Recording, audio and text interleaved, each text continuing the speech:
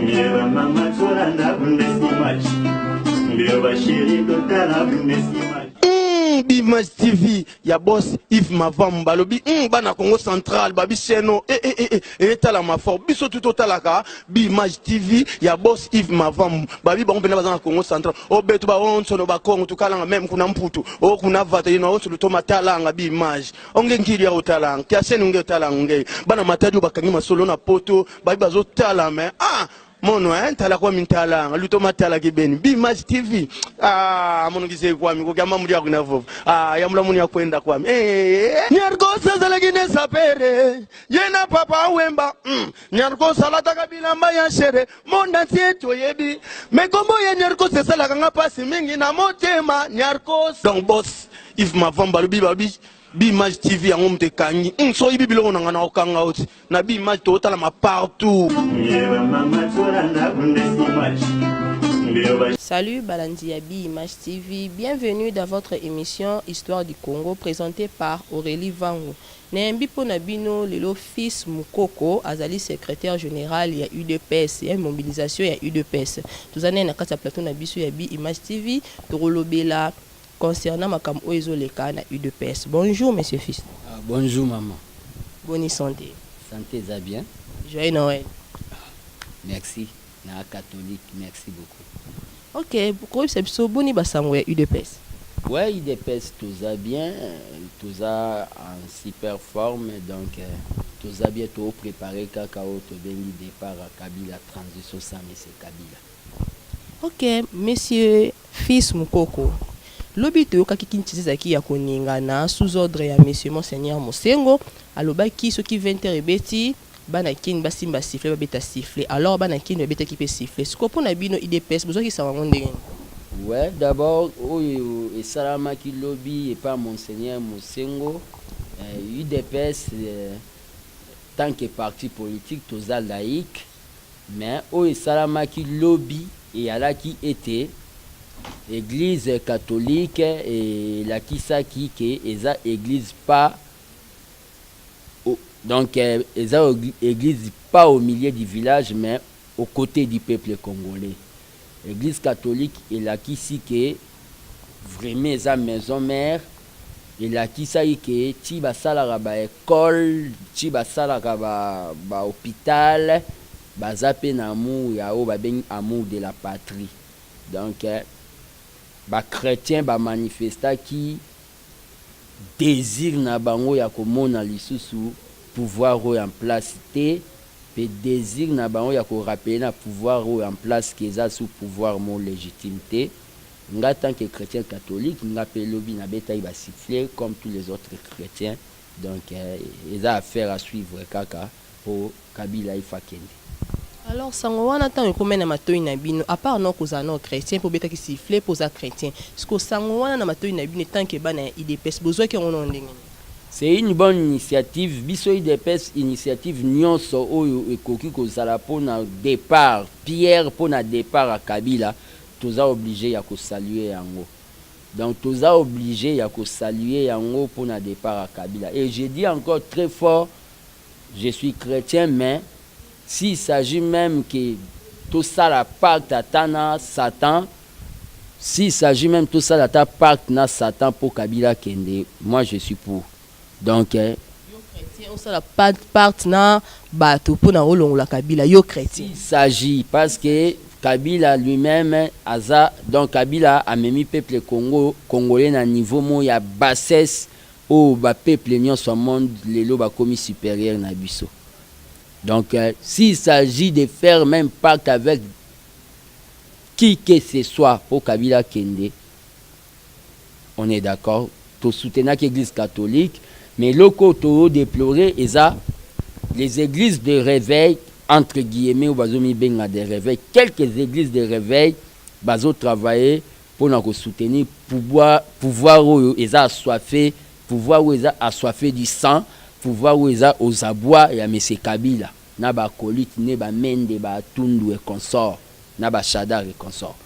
Donc, l'église de réveil, ba komiko, ko déformer évangile en Zambé, na sens que ba zoloba, ba quelques églises, autres, na ba kombo, que nazo se réserver nanu kotanga bangwawa pe bamiyebi bango molere nazo lobawa que mais église yango bamiyebi ba église yango sikota bazo défendre ndenge ozoloba côté wana siko bazala intérêt nini église yango beti yango c'était makasi intérêt na bango ezani bon c'est bango pe ba congolais le roi abiso intérêt na bango eza ba billets de banque, ce sont des pasteurs ozomona balingi matériel balingi batambola na ba jeep et consort au moment na kati église batutu baema koloye na jeep mais azozwa mbongo ya pouvoir tant que membre ya ANR na ida loba que tout pouvoir vient de Dieu. Les pouvoirs oyo ezoni okola batu boye neti ya Kabila eza pouvoir en Nzambe te. Parce que on a vu dans la Bible ba Saoul baalaki mais à un certain moment azalaki susu na mafuta ya Nzambe te. Mais c'est Kabila na moment oyo pe baloba ke o bokangi na se Nzamba kangi likolo. Donc peuple alingi na été c'est que Nzambe pa alingi te. Un pasteur ozo ya ko déformer makambu na idée ki aloba ke pouvoir oyo ezoni okola peuple oyo ezoboma ba Congolais chaque jour oyo ezo exposer ba Congolais bakoma ba clochard. Pouvoir wana eza pouvoir en Nzambe eza pouvoir oyo epesa peuple kimia paix sociale. Ok, na yo kiyo monsieur fils Mukoko nina ba siko na ministre o nde tozabe ba IDPS eza combien? Alors wapi pe vrai IDPS? Expliquez-nous balandia émission histoire du Congo ba comprendre non bien. Bon, histoire ya IDPS d'abord, so na ko ba na histoire ezali IDPS ba créango et pas ba tresse parlementaire. Et ba tresse parlementaire ango majorité na bango ba si ba kufa donc majorité na bango ba si ba kufa. Na histoire ya IDPS ndenge tozali à un certain moment batu mibale so baoyo kanate nde Bible lobi esenga bakabwana Etienne Tshisekedi akabwanaki na Kibasa Maliba. Et Kibasa Maliba atikalaki na IDPS Kibasa o l'État reconnaissaki biso veto salaki IDPS na biso Tshisekedi. Na moment tozolo bana na bel eyaki pe osalama combattant na biso moko boye komone di Konda akoma pe gouverneur na Kasai ye pa salaka ya IDPS. Mais akufa na salle séance tenante abeta mutu na se. Président Liao Marcel pas salarié à IDPS national. Mbouanken pas salarié à IDPS. Maintenant, lire ya makambu na réalité ya makambu IDPS au peuple ayaka a télémina tokokena bino bozwa ba image na parlement debout. Peuple oyo ayaka télémi boazoyo ka makambu ndenge bazoloba eza IDPS Tshisekedi. IDPS Kibasa baza ba voisin na biso sur boulevard du 30 boulevard Lumumba wa. Et comme école ata mutu mo atelema kuna te lelo toyo mona Bruno Tibala o nga na obenga maître Gims po manete longwara te na elongi Bruno Tibala azozwa courage ya koloba ke ya komi président ya UDPS asalisa congrès moko ya UDPS ke ya komi président UDPS omoni na vie maman mutu nyonso aza na droit ya aventure okosa no aventure mais basalaka aventure ne loko fondement nango eza makila te IDPS omoni place oyo boomona oyo tosala na émission oyo place oyo eza place oyo pouvoir en place ya Kabila etumba bato plus de 6 personnes bazika awa bagarde na biso oyo ya sécurité so omoni oyo milingi eza bagrenade babetaki awa bokozwa eza bagrenade oyo babetaki awa. Le problème est que na minute oyo IDPS eza na makila ya bato ezoganga. Soko lingo ya kosala aventure nango yo moko okozala na problème na ba martyr à IDPS.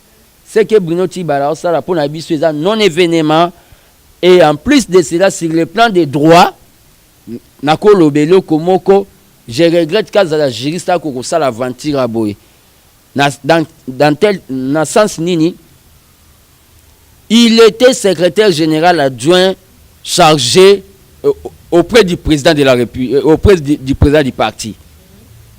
Sans fonction, mais secrétaire attaché à la présidence à parti.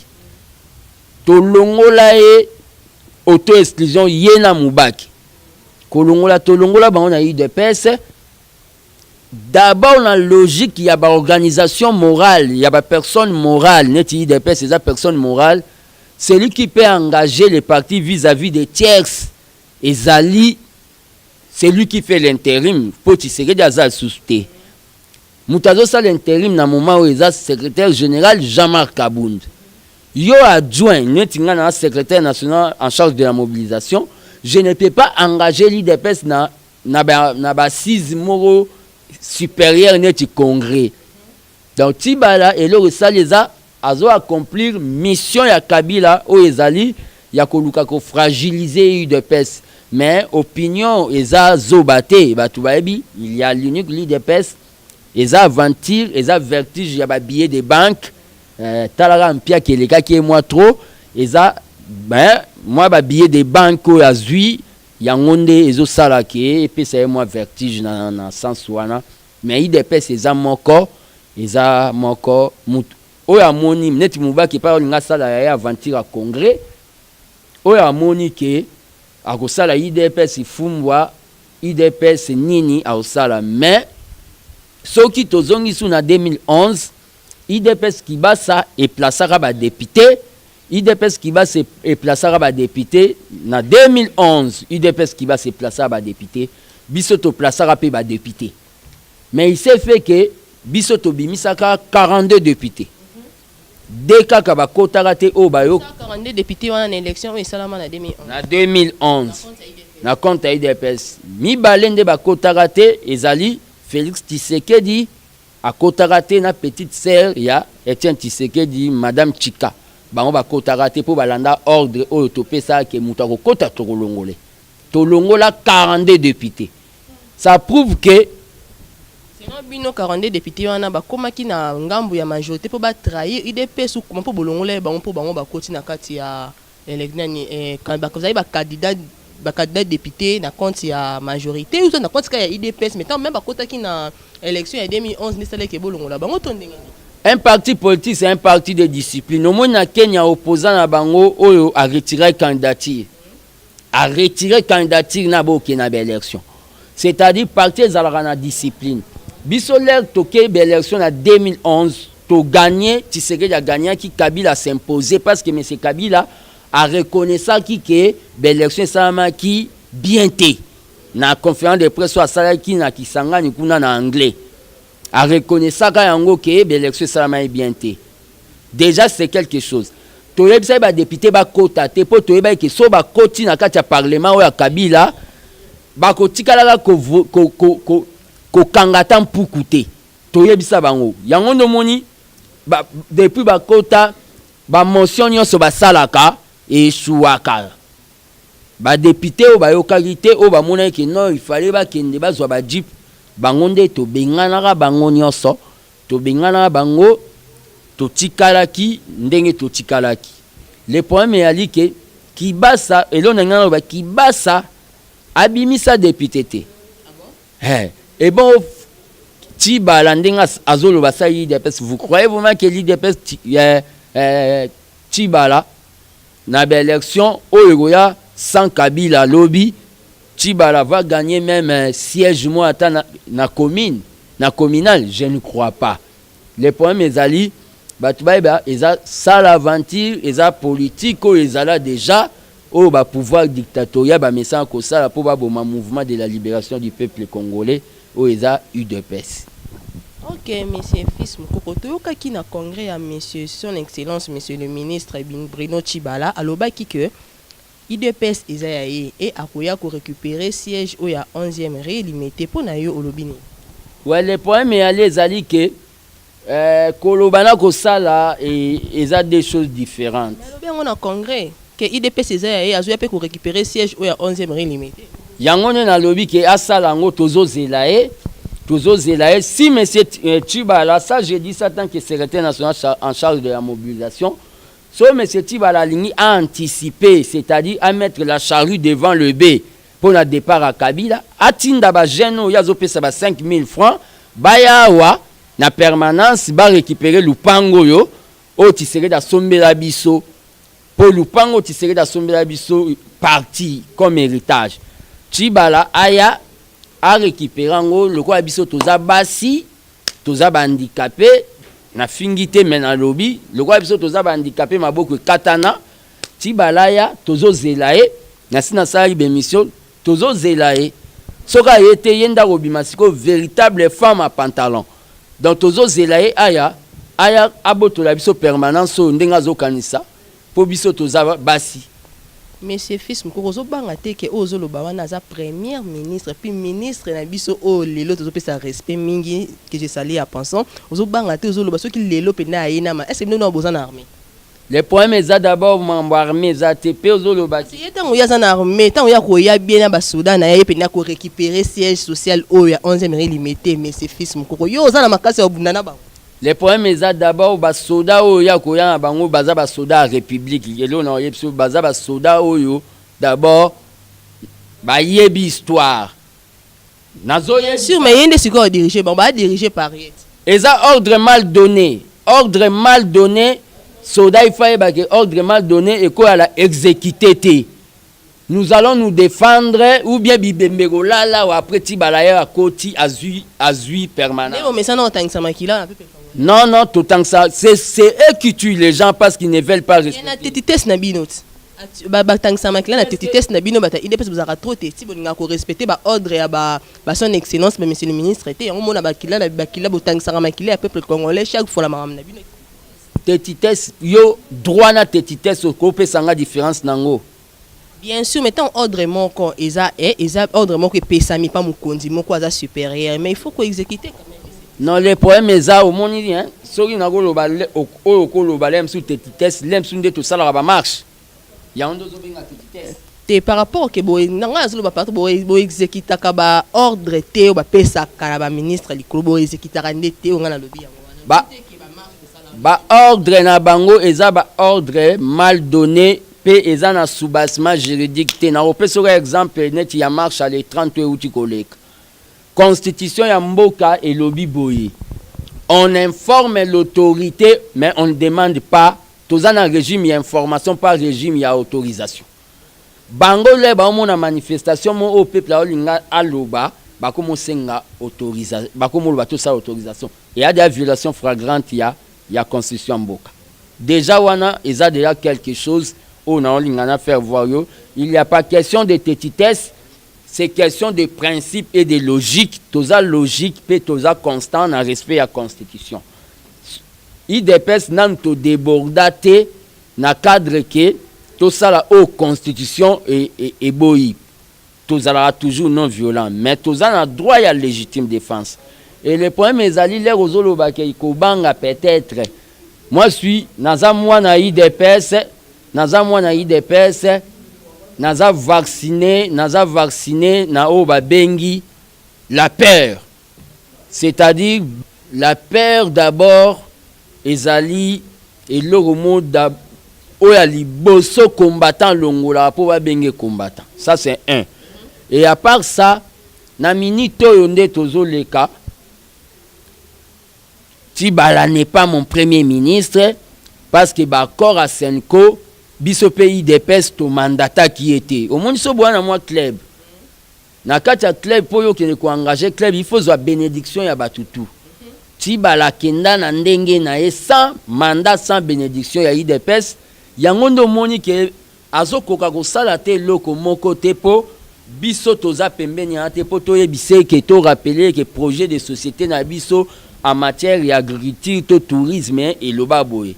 À se perdre, à côté na o babengi commission ya osomba banda kuna cité na bambongo bazo pesa et pas bateau ba côte c'est la biso ba soso et pola wana ba whisky et ba soupe na tolo bendien bazo corrompre donc c'est ça c'est que Tibala zo sala na minito donc azo tirer fond na emoko boye mais biso IDPS to il n'est pas notre premier ministre parce que c'est au Kabila Sala eza violation ya ba corps ya ndo mona ba sango ba betisa ngonga lobi ba biki tozonga na ba corps. OK, monsieur Fils Mukoko na tuna nsusu marche au Borosala le 19 décembre. Ezaka po botangisa susu makile ya peuple congolais ou bien eza marche moko pacifique. Pesi la biso nanu pour na marche.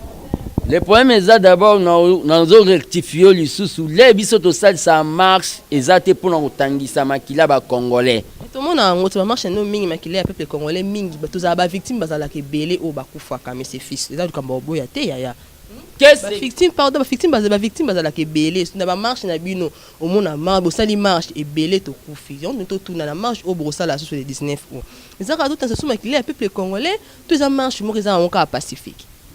Qu'est-ce que d'abord une marche pour na mema ona eloko marche eza manière ya ko s'exprimer eza babilo ebele bato basalaka eza na oyo babengi marche eza na oyo babengi sitting eza na oyo babengi grève de faim eza na oyo babengi désobéissance civile koboya kofuta bafacture koboya nyonso eza na baméthode oyo toutilisaka le 19 bisi nango eza nini oyo le 19 eza d'abord que M. Kabila n'est pas légal, il doit quitter le pouvoir.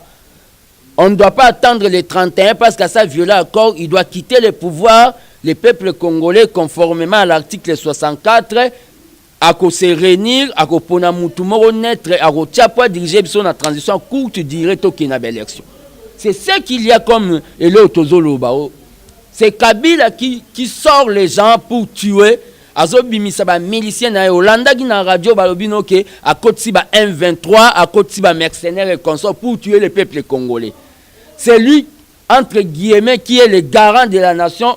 Oh, il faut protéger vie à Moutoueza sacré mais il envoie des gens pour tuer. Net il est 30 autant le kanga ba kanga ngapé. Le secrétaire général. Vous avez qui victime? Oui, j'étais victime ba kanga vers le pan où il y a président Félix, il était encerclé toyé potokota. Ils ont tiré des balles réelles. Il faut avoir honte que général Nomoko, Moko Auto Leka, comme les Kanyama, au esprit des morts. Les lois nommés Moussou comme les Kassongo sans pitié. Mais, Tozo signalé na Batouké, ces gens-là tirent sur les gens avec des balles réelles. Mais, la mort, tant que combattant, Zambenda décidera yango. Bateau Kabila Zoboma, bateau ba milicien à Kabila Bazoboma, ba bien que bateau wana nyonso bazo kufa, baza bantabate, tabando ko bosane longinae, mais muto yo bomi boye. Tellement que la constitution de la République démocratique du Congo zo ba vinae eza sacré, mutu wana to tard. Émission eza histoire du Congo. Tôt tard à koleka na tribunal de l'histoire. Tôt tard Kabila lelo nzamba ko benga ye akei mais bako condamna ka même en absence na epona ba crime nyonso ba tune ba osala o parce que il n'y a jamais eu de mauvais troupes que de mauvais chefs. Biso to bimisa batu na cadre ya culture ya démocratie parce que toko bimisa mindu kité po papa na biso tiseke la tinda biso to simba mindu kité. Bango bazo bima bazo tirer sur un peuple à main nue. Peuple amène Maboko Pamba, il tire devant les gens. Quand il tire devant les gens, Obomi lelo, bomi lobi, yeba ke un jour, Ogosili sanayo, Zamba banyamanyo sote.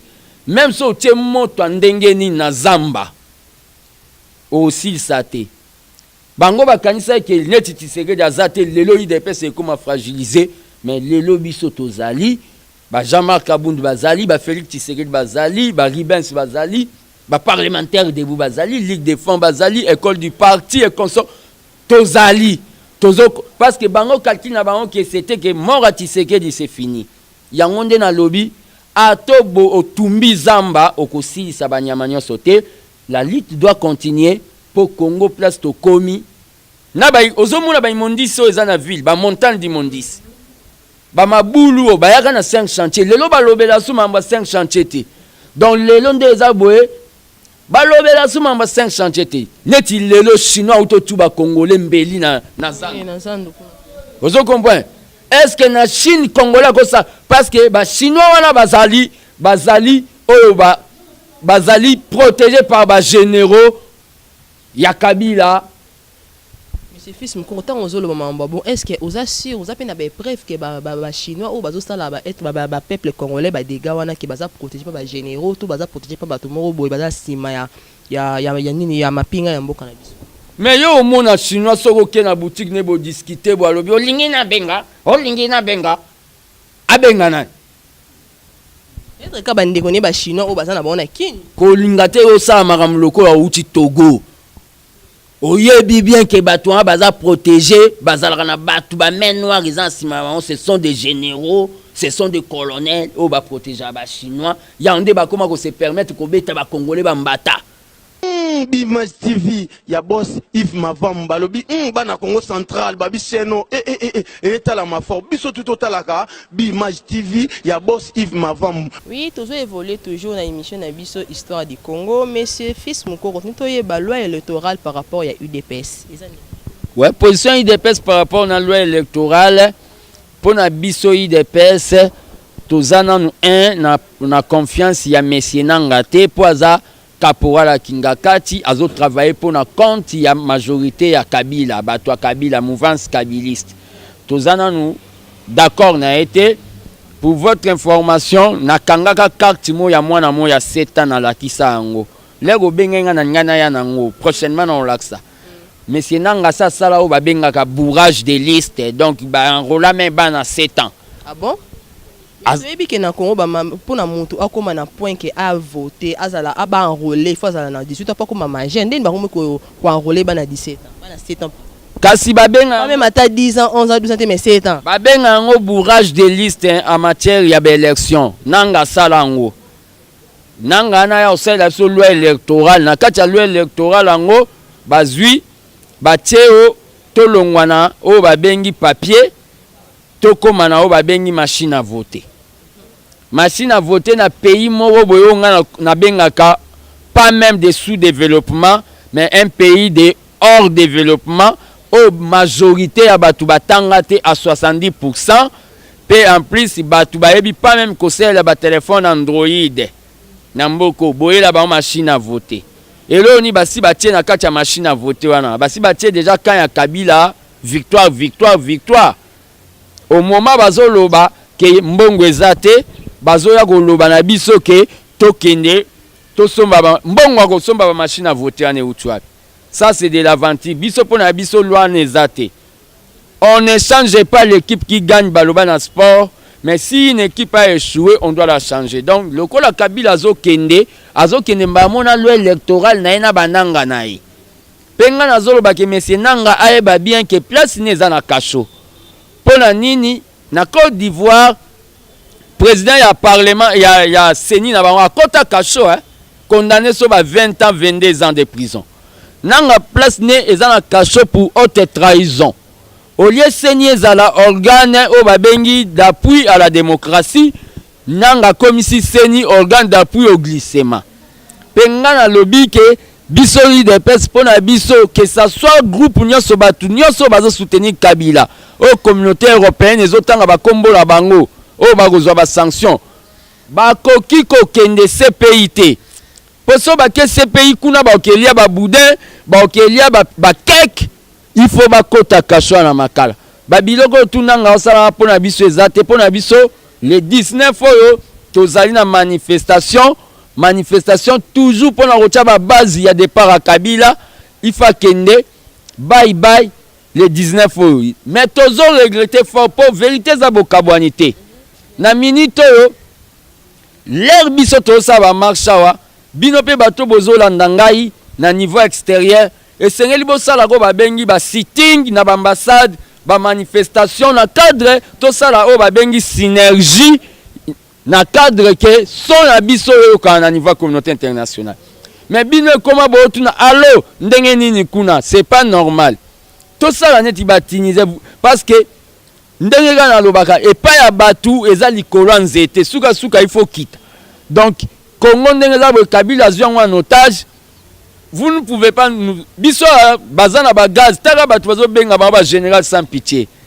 Mais bino ngona bona possibilité ya ko sala marche ozomela moi au pire ozolia moi cake bozana moi possibilité bino ngoko bando sala ba marche presque chaque jeudi bo sala ba marche ya ba jeudi c'est na poto et ça message on azo lancer mais c'est Kabila na minute il veut s'imposer ce n'est ni par la MONUSCO ezate MONUSCO to États-Unis to France to nini eza biso ba Congolais soto se prendre en charge de Kabila okende po azolinga installer onga na benga ka umela krasi un pouvoir sans fin azolo tabandoto aba Mugabe ya ba Paul Bia, ya ba Sassou Nguesso, ya ba do bandoto ya zolota ya Eduardo keye pa komaneti oliazala Joseph Kabila Kabange Kabila zolinga koma Joseph Kabila Seko wana congolais oyo asola kondima ngote.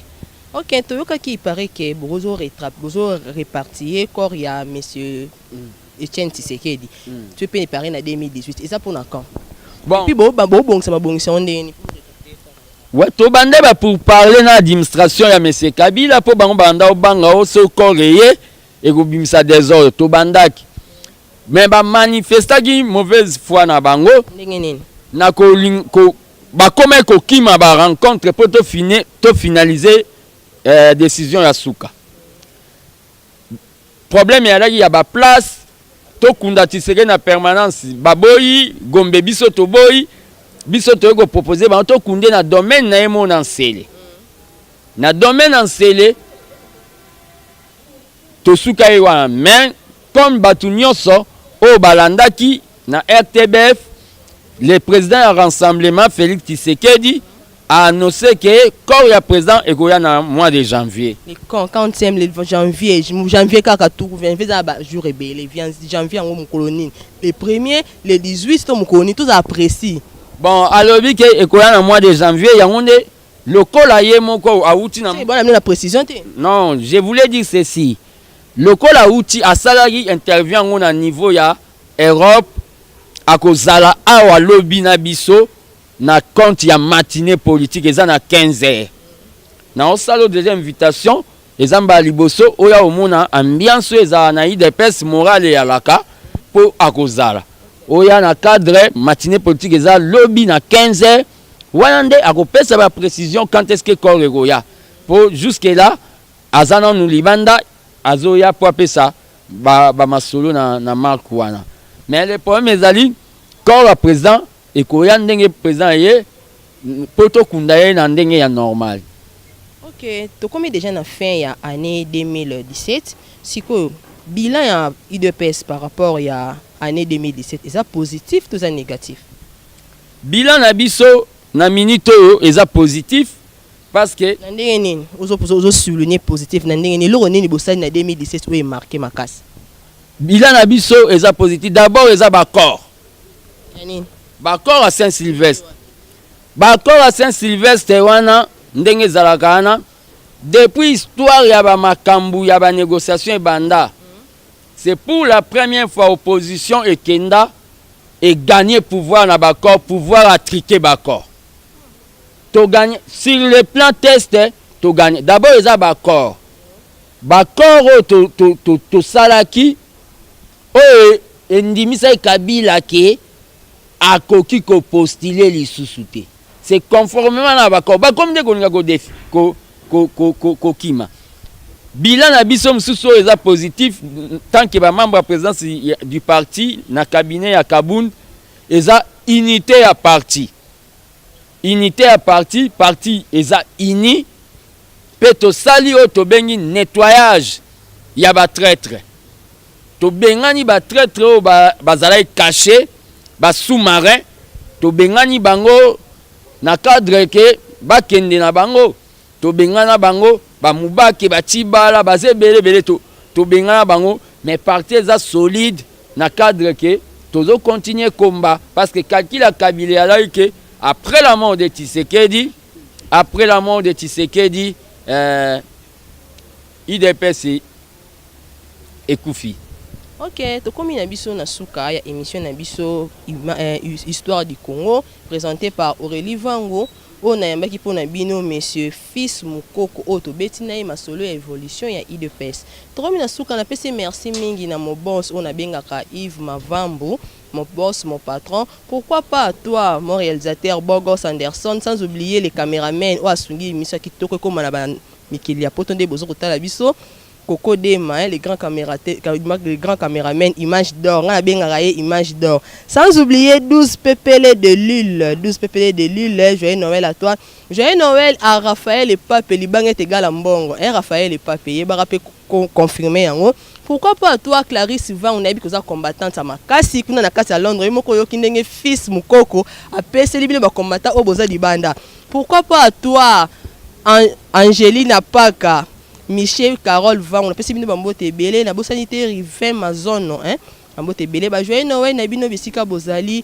Na pesi bino mbote to kutani susu mbala ya sima pona compte msusu ya émission na bi image. Tozongi susu na ngambu ya papa fils Mukoko soki okoki kopesa mot de la fin na yo par rapport à émission na biso. Bon mot de la fin na ngezaka ke o tolobinde yango esala makabila okende mais na perdre contact pour basoda o baza mal éduqué babotola nga téléphone numéro na nga ya contact eza 089 30 55 900 089 30 55 900 soko bengi nga poto sola masolo a Congo to solo lango bien na cadre na pesi bino nyonso mbote bozala na courage ki ata butu eza mulai tongo ekotana Monsieur Kabila akokende.